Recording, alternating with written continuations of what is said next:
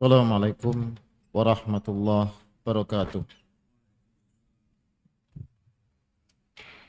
Innal hamdalillah nahmaduhu wa nasta'inuhu wa nastaghfiruh wa na'udzu billahi min shururi anfusina wa min sayyiati a'malina. May yahdihillahu fala mudilla lahu wa may yudlil fala hadiya lahu. Ashhadu an la ilaha illallah wahdahu la syarika lah wa asyhadu anna Muhammadan abduhu wa rasuluh. Ya ayyuhalladzina amanu taqullaha haqqa tuqatih wa la tamutunna illa antum muslimun. Ya ayyuhan nasu taqu rabbakumul ladzi khalaqakum min nafsin wahidah wa khalaqa minha zawjaha wa batha minhuma rijalan katsiran wa nisaa'a wattaqullaha alladzi tasaaluna bihi wal arham innallaha kana 'alaykum raqiba. Ya ayyuhalladzina amanu taqullaha wa qulu qawlan sadida yuslih lakum a'malakum wa yaghfir lakum dhunubakum wa may yuti'illaha wa rasulahu faqad faza fawzan 'azima. Amma ba'd. Alhamdulillah, kaum muslimin yang dimuliakan Allah Subhanahu wa taala. Alhamdulillah, kita panjatkan puji syukur kehadirat Allah Subhanahu wa taala yang telah memberikan kenikmatan yang begitu besar kepada kita. Alhamdulillah, kita bersyukur kepada Allah atas nikmat yang agung, nikmat dinul Islam yang merupakan bekal terbaik kita untuk menghadap Allah Subhanahu wa taala. Dan kami sampaikan jazakumullah khairan kepada antum semua. Alhamdulillah kita bisa bertemu di rumah Allah yang mulia, yang mana Rasulullah SAW telah memberikan keutamaan yang besar bagi siapa saja yang berkumpul di rumah Allah Subhanahu wa taala, mempelajari dinul Islam, mempelajari ayat-ayat Al-Quran yang akan Allah berikan as-sakinah, Allah akan memberikan ketenangan, kemudian juga akan diberikan rahmat oleh Allah Subhanahu wa taala. Yang mana Rasulullah SAW bersabda, la yajtami'u qaumun fi baitin min buyutillah yatadarasunahu fi bainahum ila nazalatahum sakinah wa ghashiyatuhumur rahmah wa hafathumul malaikah wa dzakarahumullahu fi man indah. Tidaklah berkumpul suatu kaum di sebuah rumah, di rumah-rumah Allah Subhanahu wa taala, mempelajari ayat-ayat Al-Quran di antara mereka, melainkan akan turun as-sakinah, ketenangan pada mereka. Wa ghasyiyatuhumur rahmah, akan turun menaungi mereka rahmat Allah Subhanahu wa taala. Wa hafathumul malaikah, dan para malaikat mengelilingi mereka, yang kemudian juga Allah membanggakan mereka di hadapan para malaikatnya. Ini adalah keutamaan yang agung bagi siapa saja ia berkumpul di masjid Allah Subhanahu wa taala, mempelajari agamanya, mempelajari ayat Allah Subhanahu wa taala, mengkaji hadis-hadis Rasulullah sallallahu alaihi wasallam yang Allah menjanjikan, Rasulullah menjanjikan akan dinaungi rahmat Allah Subhanahu wa taala, ketenangan pada mereka, bahkan didoakan oleh para malaikat, bahkan seluruh makhluk mendoakan siapa saja yang hadir di dalam majelis ilmu. Ikhwani kaum muslimin yang dirahmati Allah Subhanahu wa taala, pada malam ini dan juga seolah pada malam yang sebelumnya sudah masuk dari hari-hari yang mulia, hari-hari yang terbaik, hari-hari yang terbaik sepanjang masa, yang selain kita wajib mengetahuinya, wajib mengetahui tentang keutamaannya, dan berupaya untuk mengisinya dengan ketaatan pada Allah Subhanahu wa taala. Dan bahkan sejak masuknya bulan Dzulhijjah, begitu banyak sekali keutamaan yang telah Allah berikan pada kita semua. Bulan Dzulhijjah adalah salah satu bulan haram yang dimuliakan Allah Subhanahu wa taala. Demikian juga termasuk dari salah satu bulan haji yang ditentukan oleh Allah Subhanahu wa taala. Karena haji bulan Syawal, bulan Dzulqa'dah dan bulan Dzulhijjah. Sebagaimana juga di dalam bulan Dzulhijjah ada 10 hari pertama yang merupakan hari-hari terbaik sepanjang masa, yang tidak selayaknya kita semua melalaikannya. Rasulullah sallallahu alaihi wasallam telah menjelaskan tentang keutamaannya. Demikian juga Allah Subhanahu wa taala telah bersumpah dengan malam-malam yang pertama, 10 malam pertama dari bulan Dzulhijjah. Allah berfirman di dalam kitabnya, wal fajr wa layalin ashr, demi waktu fajar dan demi malam-malam yang 10. Yang ini merupakan 10 malam pertama dari bulan Dzulhijjah, sebagaimana dijelaskan oleh para ulama. Dan Allah Subhanahu wa taala juga telah memberikan penjelasan lewat yang lain, perintah untuk banyak berzikir kepada Allah Subhanahu wa taala pada hari-hari ini, 10 hari pertama bulan Dzulhijjah. Allah firman dalam surah Al-Hajj ayat ke-28,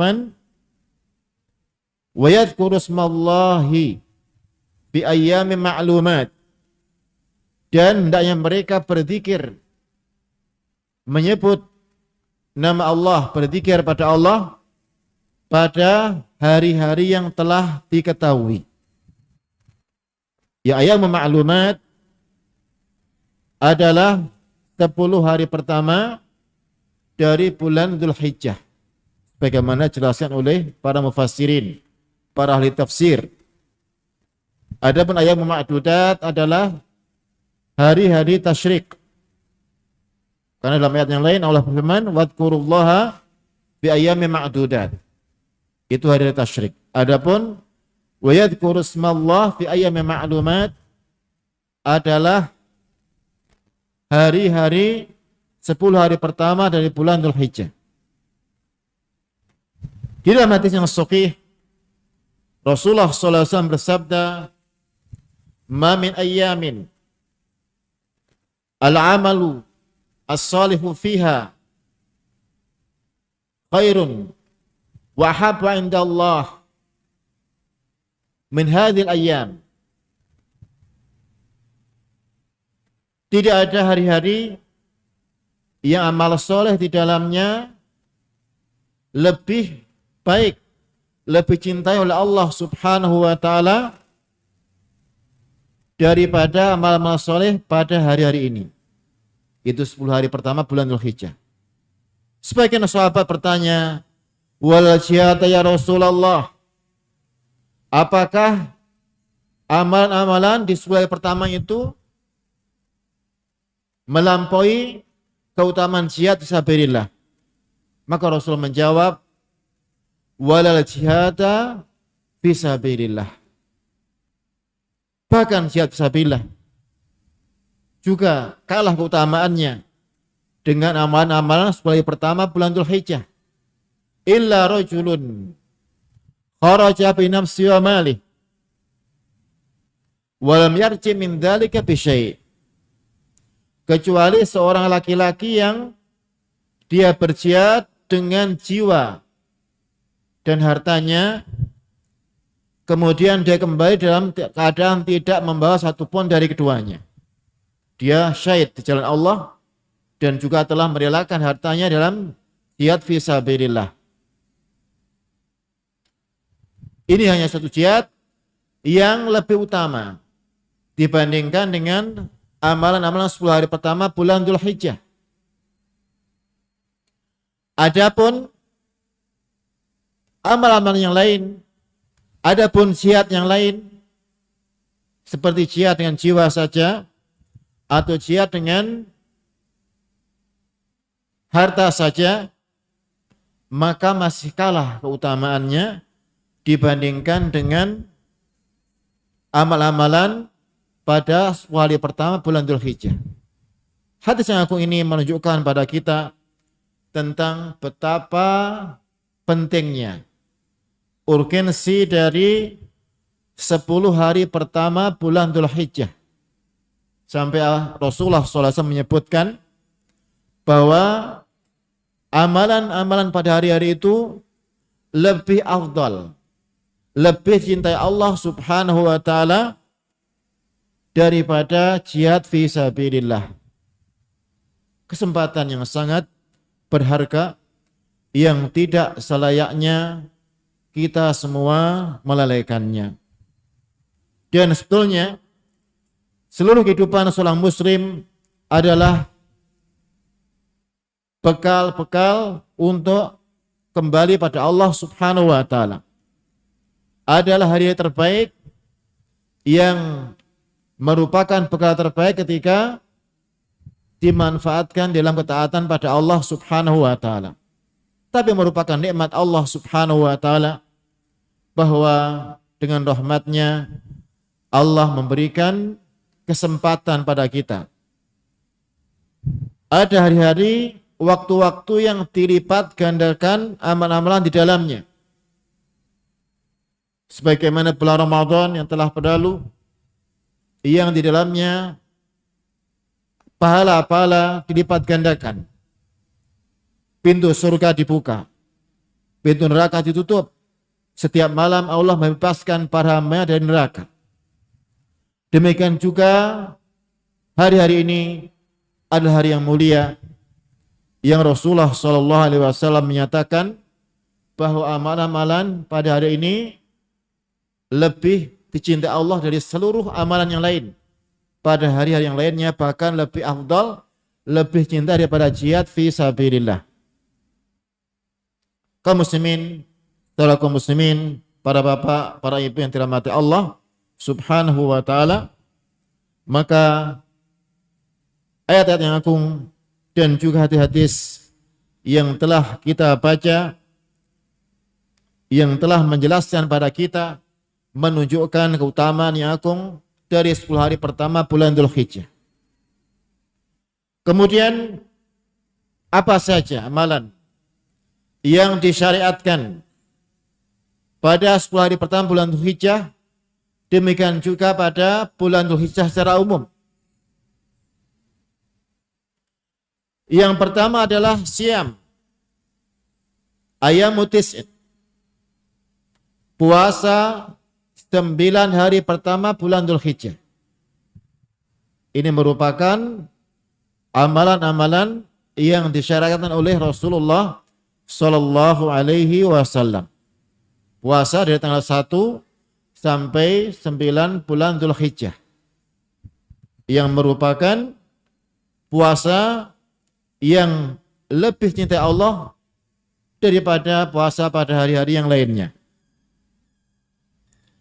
Kemudian juga pada hari ke-9 ada Yaum Arafah, puasa Yaum Arafah. yang Rasulullah sallallahu alaihi wasallam bersabda, "Tasibu 'ala Allah an yukaffira sanatal lati qablahu wa sanatal lati ba'dah." Yang beliau bersabda dalam hadis yang sahih yang diriwayatkan Imam Muslim, yang diriwayatkan oleh Imam Muslim dalam sahihnya dan yang lainnya, beliau bersabda, "Aku berharap pada Allah akan menghapus dosa setahun yang sebelumnya dan setahun yang sudahnya."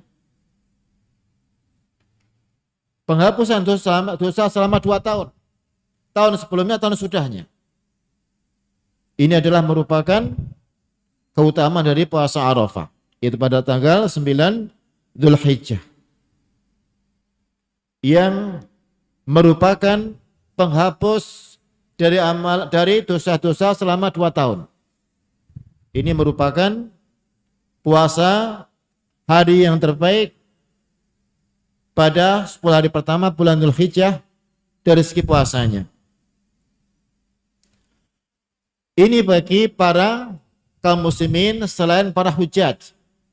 Jadi kita berikan catatan di sini bahwa puasa hari Arafah disyariatkan bagi seluruh kaum muslimin kecuali para hujjaj ke Baitullah.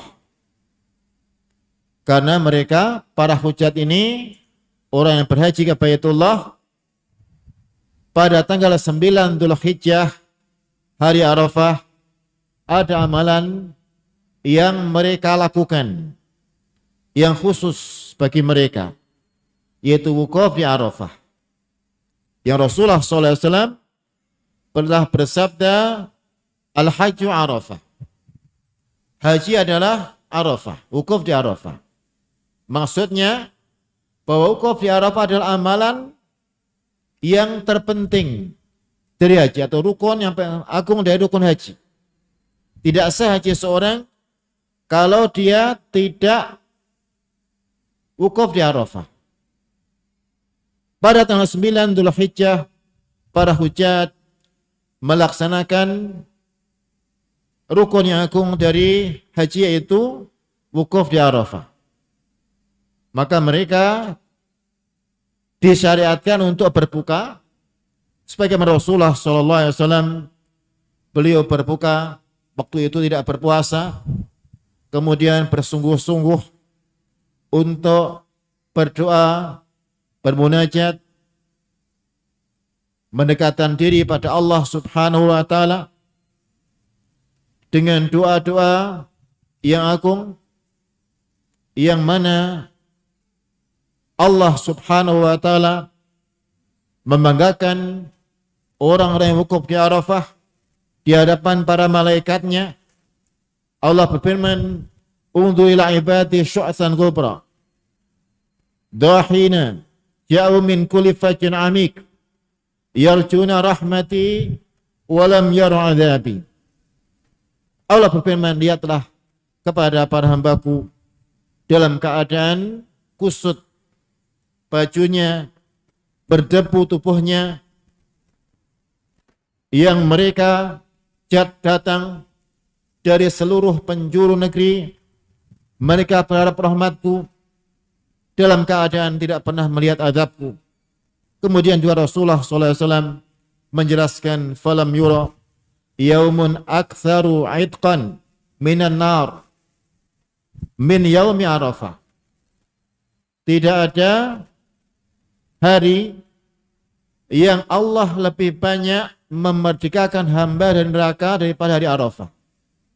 Hari Arafah, hari yang terbaik.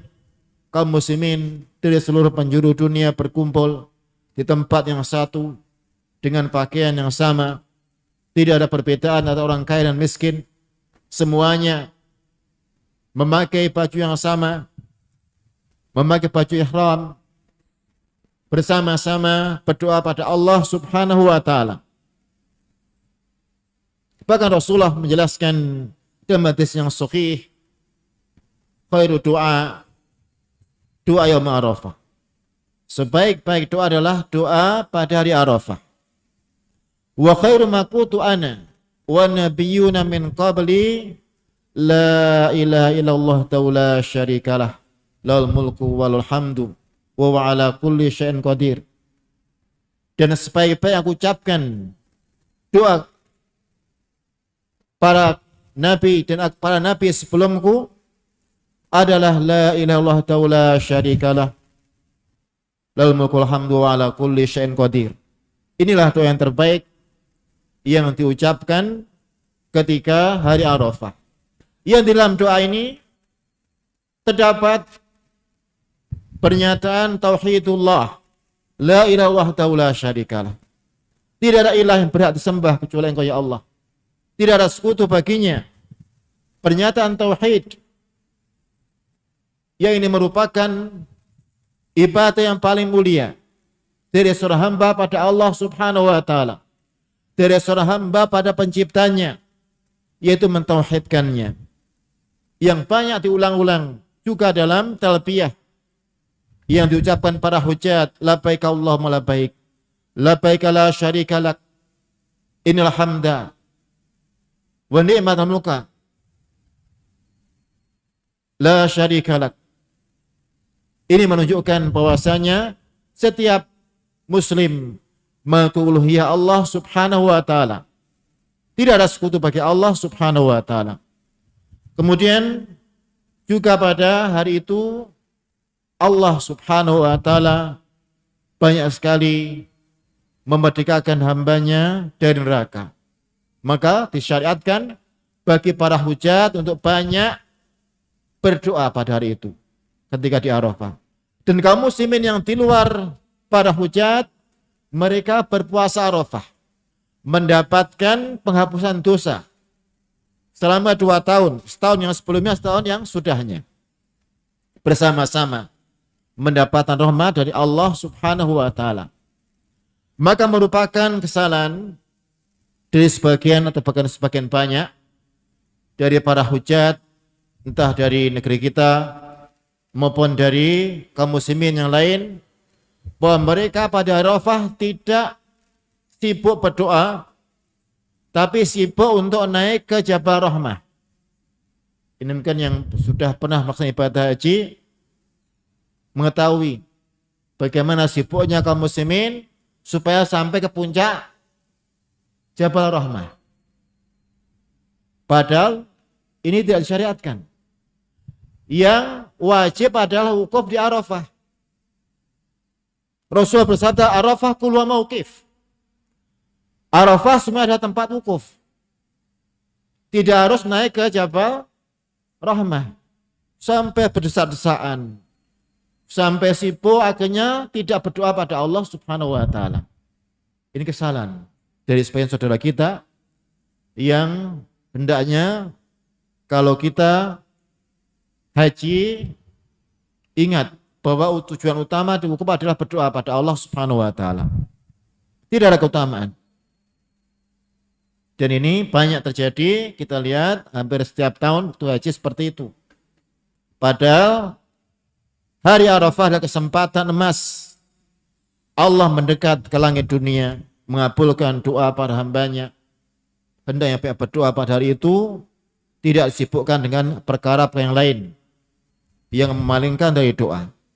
Dan kaum muslimin di seluruh penjuru dunia mereka juga berpuasa pada tanggal 9 Dzulhijjah, puasa Arafah. Ini rahmat Allah Subhanahu wa taala. Karena tidak semua bisa mampu untuk melaksanakan ibadah haji, tapi mereka berserikat dalam mendapatkan keutamaan dari Allah Subhanahu wa taala. Kemudian di antara amalan yang agung yang disyariatkan pada 10 hari pertama bulan Dzulhijjah adalah bertakbir. Bertakbir, ucapkan takbir, Allahu Akbar, memperbanyak takbir pada Allah Subhanahu wa taala. Ya, ini dimulai dari tanggal 1 bulan Dzulhijjah sampai tanggal 10 bulan Dzulhijjah.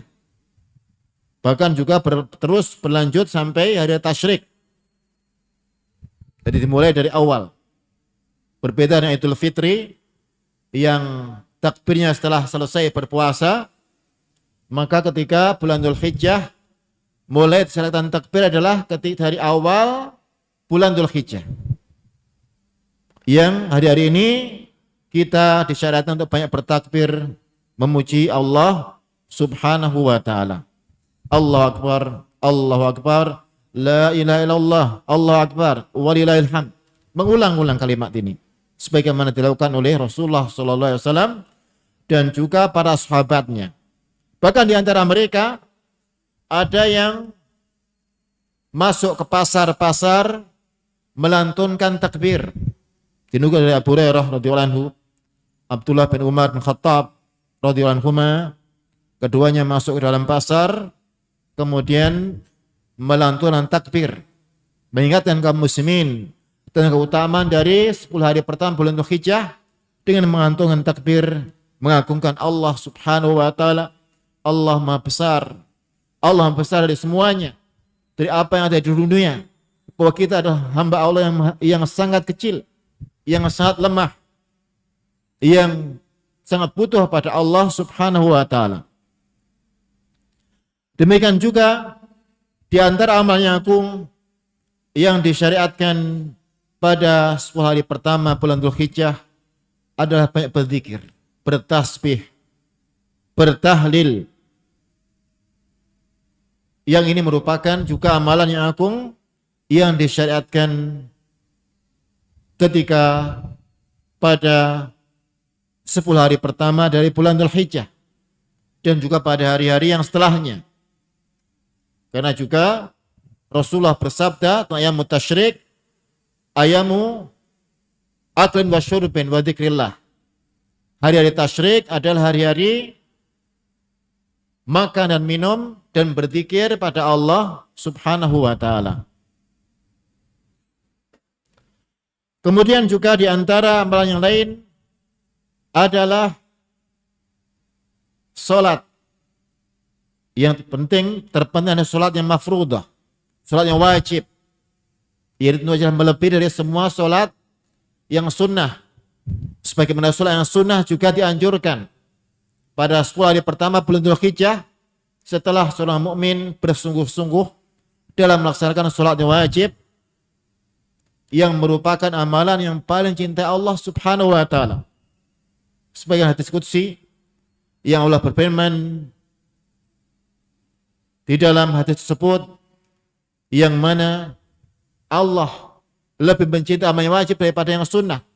Wa ma taqarraba ya 'abdi bi syai'in ahabba ilayya mimma aftaratu alaih. Tidaklah seorang hambaku melakukan amalan yang lebih aku cintai daripada apa yang aku wajibkan atasnya. Makanya tentunya sebelum kita menyebutkan bahwa disyariatkan amal-amal yang sunnah, di antara adalah sholat yang sunnah yang disyaratkan oleh Rasulullah Sallallahu Alaihi Wasallam, juga bersungguh-sungguh untuk menjaga sholat 5 waktu. Ini adalah pada 10 hari pertama bulan Dzulhijjah dan bahkan seluruh hari-hari seorang muslim wajib menjaga sholatnya. Karena sholat adalah amalan yang pertama kali dihisab pada hari kiamat. Ketika sholatnya baik, maka kemudian dianggap baik dari amalan yang lain. Ketika sholatnya tidak baik, dilihat amalan yang lain. Maka sholat ini adalah amalan yang paling pertama diperhatikan.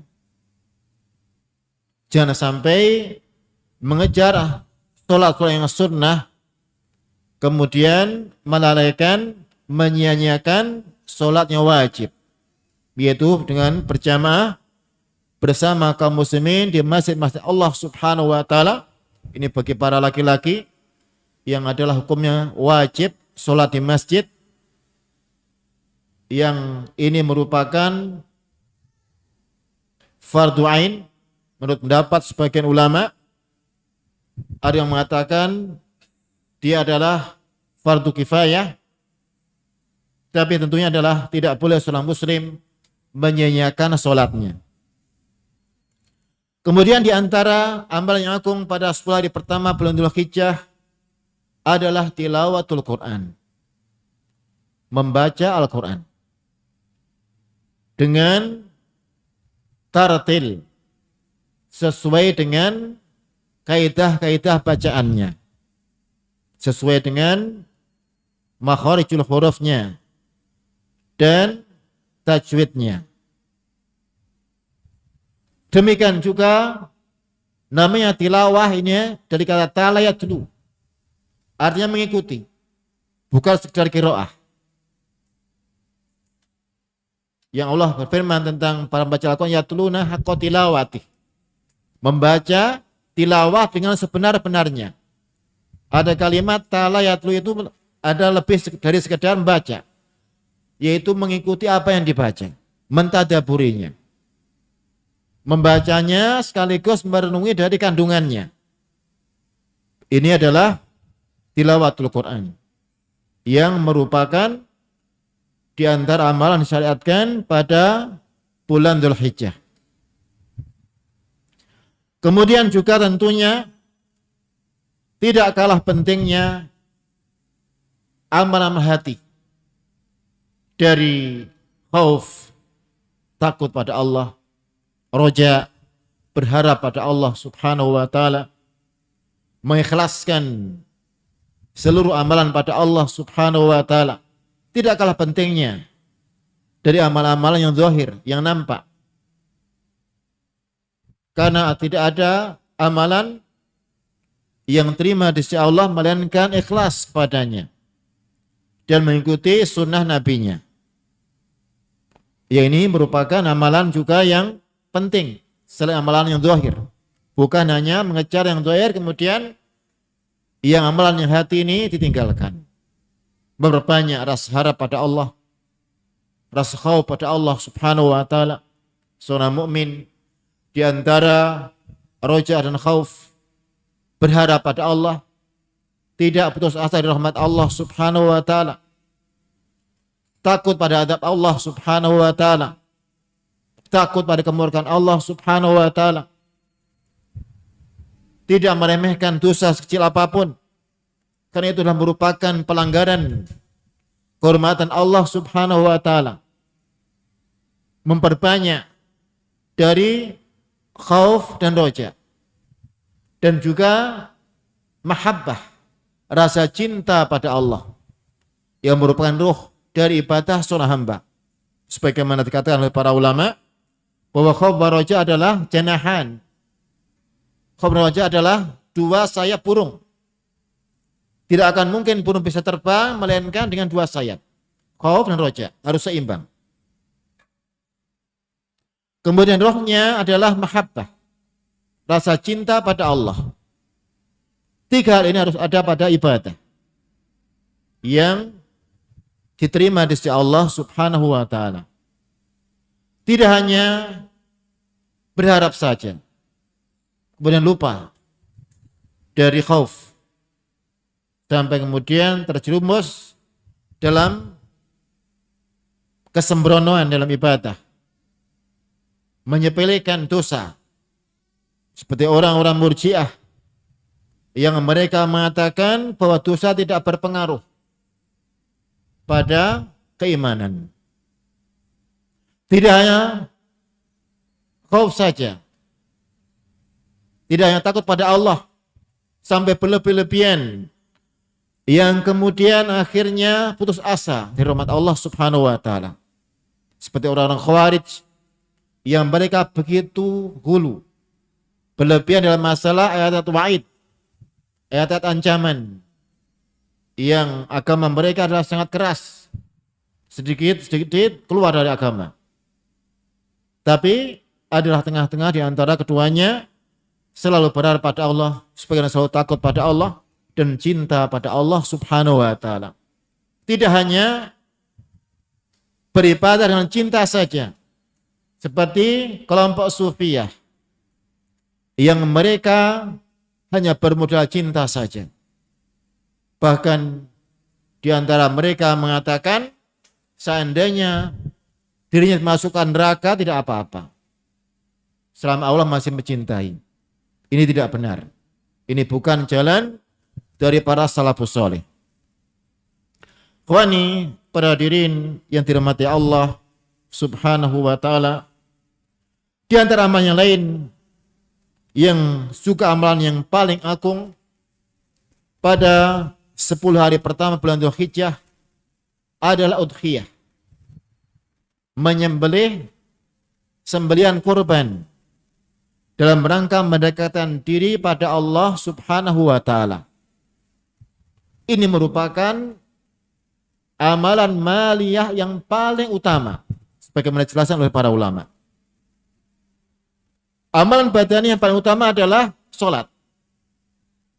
Amalan maliyah yang paling utama adalah udhiyah.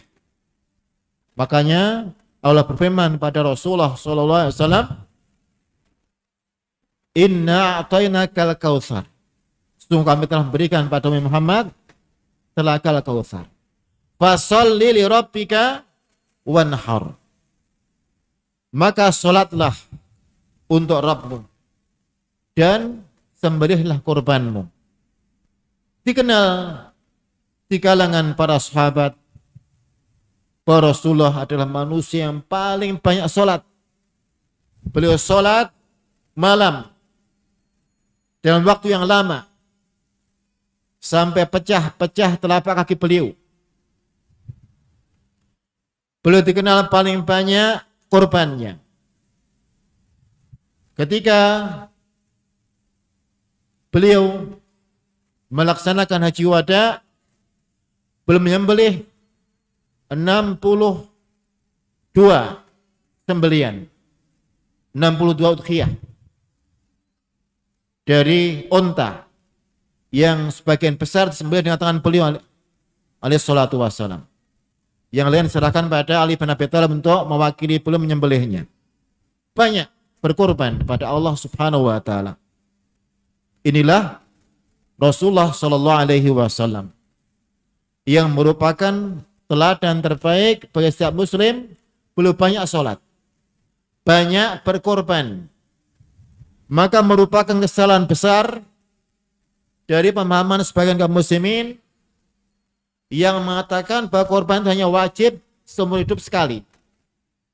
Kata mungkin ada di sini, ada tidak yang pemahaman seperti itu? Semoga enggak ada. Di sebagian tempat mereka meyakini bahwa korban ini hanya seumur hidup sekali. Kenapa? Katanya korban ini untuk kendaraan ketika hari kiamat. Kendaraan ketika melewati sirat. Mungkin pernah dengar ya mungkin. Sebagian kaum muslim berpemahaman seperti itu. Sehingga ketika disuruh korban lagi, enggak, saya sudah cukup naik satu saja. Ini salah. Tidak ada satu hadis yang sahih yang menyatakan harus seperti itu. Adapun hadis-hadis yang dibawakan, hadis yang palsu, yang lemah, tidak ada dasarnya. Yang benar Rasulullah banyak berkorban. Bahkan Rasulullah menyatakan hadis yang sahih, man istata'a maidu sa'ah falam yudakhi fala yaqrabanna musallana. Siapa yang memiliki lapangan, siapa yang memiliki lapangan harta, kemudian tidak menyembelih korban, jangan sampai mendekati tempat sholat kami. Jangan sampai mendapati tempat sholat kami. Ini nas yang dipakai oleh sebagian ulama bahwa korban adalah wajib bagi setiap yang mampu berkorban. Kalau tidak berkorban, dia berdosa. Ini adalah madhab dari sebagian ulama, seperti Ibnu Taimiyah dan yang lainnya. Adapun jumhur ulama mengatakan adalah sunnah muakkadah, sunnah yang sangat dianjurkan. Tapi seorang mukmin yang mencintai Rasulullah sallallahu alaihi wasallam, meneladani Rasulullah sallallahu alaihi wasallam, tentunya tidak akan menyia-nyiakan waktu yang mulia, yaitu korban pada Allah Subhanahu wa taala, yang merupakan sunnah khalilain, sunnah dua kekasih Allah Subhanahu wa taala. Khalil dari kata khullah. Khullah itu adalah puncak kecintaan. Seakan cinta itu telah masuk dalam relung-relung hatinya. Kekasih Allahnya dua saja, Ibrahim dan Muhammad alaihissalatu wassalam. Dan dua-duanya berkorban, menyembelih korban karena Allah Subhanahu wa taala. Maka adalah sunnah khalilain, sunnah dua kasih Allah Subhanahu wa taala. Kalau kita ingin cinta Allah Subhanahu wa taala, maka wajib atas kita untuk meneladani dua kasih Allah Subhanahu wa taala. Dan alhamdulillah, insyaallah taala kita insyaallah mampu untuk melaksanakannya. Karena Allah mudahkan kaum muslimin untuk berkorban. Mereka ketika membeli HP saja, walaupun mahal, bisa dan mampu. Kenapa untuk membeli udhiyah korban tidak mampu? Bahkan HP terbaru ada yang lama dijual. Beli yang baru. Ketika disuruh berkorban, tidak mau. Sangat aneh. Ini menunjukkan bahwasanya keimanan masih sangat lemah. Padahal Allah mewajibkan dia berkorban bagaimana hadis Rasulullah Shallallahu Alaihi Wasallam. Dan korban pada Allah ini bukanlah untuk kepentingan Allah Subhanahu Wa Taala. Tidak sampai dagingnya dan darahnya pada Allah. Yang sampai adalah ketakwaannya. Bahkan amalan ibadah setiap muslim untuk dirinya. Allah nggak butuh pada amalannya. Justru seorang muslim inilah yang butuh pada amalannya. Bahkan kalaupun seluruh manusia semua bertakwa, dalam kondisi keimanan paling beriman dari mereka, tidak menambah sedikit pun dari kuasaan Allah Subhanahu wa taala. Kalaupun seluruh manusia bermaksiat pada Allah, tidak mengurangi kuasaan Allah Subhanahu wa taala. Justru kita lah yang butuh pada amalan kita. Kita butuh pada korban kita. Kita butuh untuk mendekatkan diri pada Allah Subhanahu wa taala. Kita butuh untuk bersyukur pada Allah Subhanahu wa taala. Bahkan Nabi yang mulia Nuh alaihi salatu wassalam dikenal sebagai abdan syakur, hamba Allah yang paling bersyukur. Yang tentunya kita semua berusaha meladani beliau alaihi salatu wassalam, mengorbankan sebagian harta kita dalam rangka bersyukur pada Allah Subhanahu wa taala. Ikhwani wa akhwati, kaum muslimin yang dirahmati Allah Subhanahu wa taala, dan korban pada Allah ini tentunya semakin afdal, semakin besar pahalanya. Semakin tinggi nilainya, semakin besar pahalanya. Semakin gemuk, semakin bagus, semakin besar pahalanya. Bahwa dalam hadis yang sahih, Rasul menyembelih 2 ekor kambing yang besar, yang gemuk, yang melangkah di hitam, melihat di hitam, yaitu bahwa berwarna putih, kemudian kakinya hitam, kepala hitam. Yang ini termasuk di antara jenis dari kambing yang terbaik. Soalnya kalau yang punya kambing atau yang pernah pelihara kambing, tahu kriteria kambing yang baik, kontes kambing dan sebagainya, yang karena dikonteskan sampai satu kambing sampai puluhan juta. Yang ini kalaupun misalnya kalaupun seorang misalnya berkorban dengan kambing yang mahal, insyaallah ta'ala akan lebih afdal. Kalaupun dia mampu, yang mungkin dengan harga yang di bawahnya karena mempunyai sebuah itu gak apa-apa.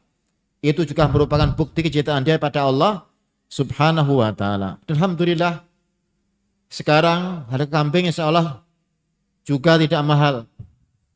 Bahkan kambing yang sah untuk kurban, kambing kibas atau domba yang usia 6 bulan insya Allah juga tidak mahal.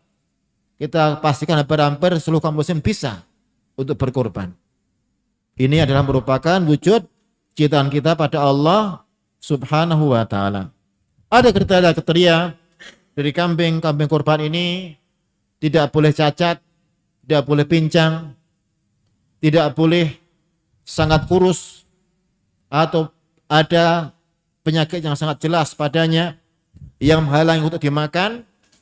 Inilah yang tidak sah dikorbankan. Adapun ada yang lain yang makruh atau yang tidak disukai tapi masih sah, seperti mungkin patah dari tanduknya atau sebagian tubuhnya, selama masih dagingnya masih berkonsumsi maka masih sah. Meskipun tentunya seorang muslim berusaha mencari yang terbaik yang dipersembahkan kepada Allah Subhanahu wa ta'ala. Ikhwani wa akhwati kaum muslimin dirahmati Allah Subhanahu wa ta'ala, masih ada beberapa hal yang akan kita sampaikan dalam murojaah pada malam ini. Insyaallah akan kita sampaikan setelah adzan, karena waktunya sudah adzan Isya. Fadhol bagi muadzin, silahkan kalau mau adzan.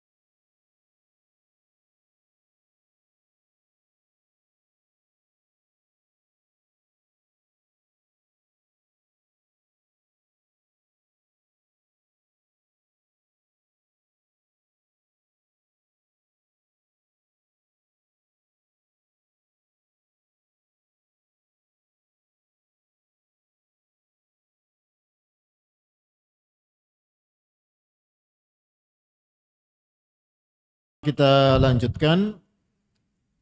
Di antara amal yang agung yang disyariatkan pada bulan Dzulhijjah adalah salat Idul Adha. Salat Idul Adha, itu salat yang dilakukan kaum muslimin pada tanggal 10 Dzulhijjah, di saat mereka menyembelih kurban mereka. Dan kurban ini disembelih setelah sholat Idul Adha, tidak boleh sebelumnya. Waktu penyembelihan adalah tanggal 10 bulan Dzulhijjah dan hari-hari tasyrik, tanggal 11, 12, dan 13. 4 hari. Adapun ketika menyembelih sebelum sholat, maka tidak sah sembeliannya. Meskipun sah untuk dimakan. Ketika Rasulullah melihat setelah sholat Idul Adha ada kambing yang sudah sembelih, maka beliau bersabda pada pemiliknya, syatuka syatulahmin. Kambingmu ini adalah daging biasa. Sah untuk dimakan, tapi tidak sah nilai korbannya. Dan korban adalah ibadah maliyah yang paling utama. Bahkan para ulama menyebutkan bahwa korban ini lebih afdol nilainya, pahalanya, daripada bersedekah yang senilai dengan korban tersebut. Makanya yang hendaknya diutamakan adalah pada hari itu adalah berkorban.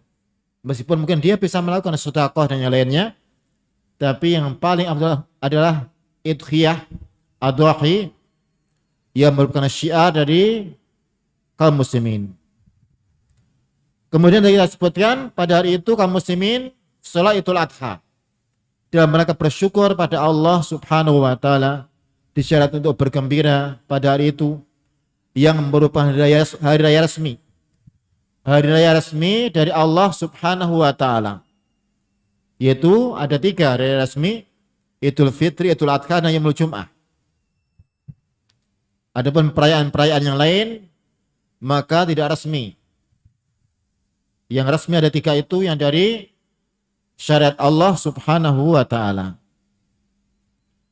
Kemudian juga hendaknya banyak bertakbir pada tanggal 10 Dzulhijjah dan hari tasyrik.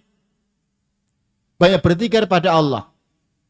Kemudian juga Rasulullah menjelaskan ayamut tasyrik, ayam akl wa syurbin wa dzikrillah. Hari-hari tasyrik adalah hari-hari makan dan minum dan berzikir pada Allah. Makanya diharamkan berpuasa pada hari tasyrik. Tanggal 10 Dzulhijjah haram berpuasa. Karena jelas dia menyelisih dari jamuan Allah Subhanahu wa taala.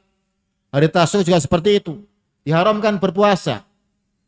Maka berpuasa ini bisa haram, bisa wajib, bisa sunnah, tergantung kapan waktunya.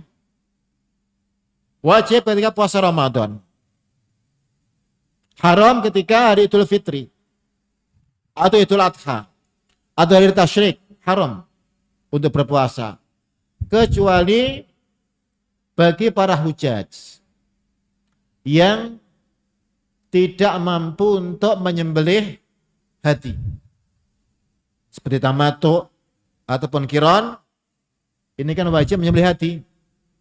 Ada sebagian muslimin yang kehabisan bekal misalnya, gak punya uang untuk membeli hadi tamattu, atau mungkin dia kena dam misalnya, maka boleh berpuasa pada hari tasyrik.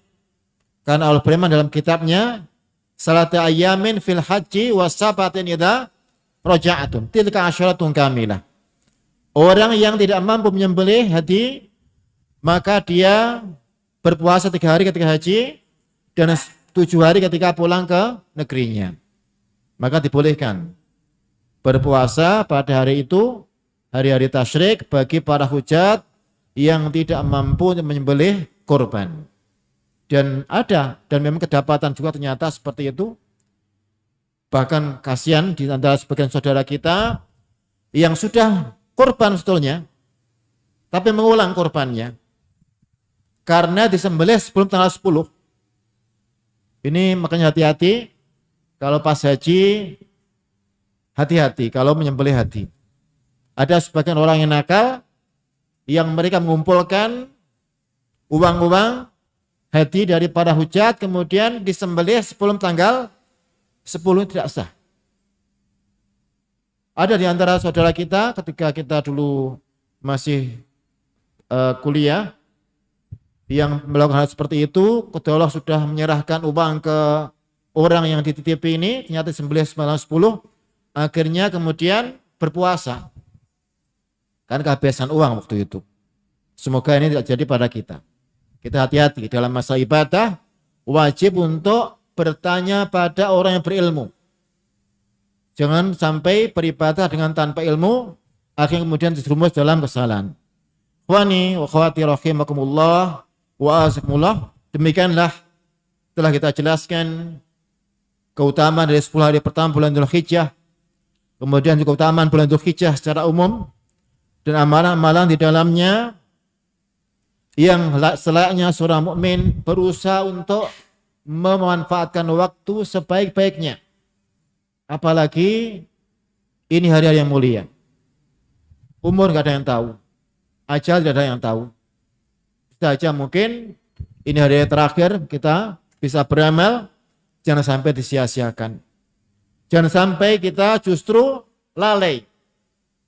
Bahkan ada sebagian manusia, semoga Allah memberikan petunjuk pada mereka yang tidak peduli sama sekali dengan keutamaan hari-hari mulia.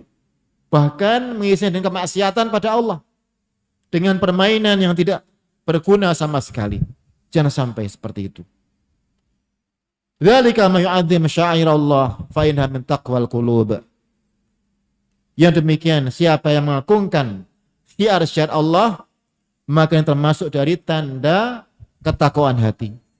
Maka hendaknya kita memuliakan waktu-waktu yang mulia, mengisinya dengan penuh keikhlasan pada Allah Subhanahu wa taala, mengisinya dengan ibadah pada Allah Subhanahu wa taala, dan tidak menyia-nyiakan waktu itu dengan pekerjaan-pekerjaan, amal-amalan, perbuatan-perbuatan yang sia-sia.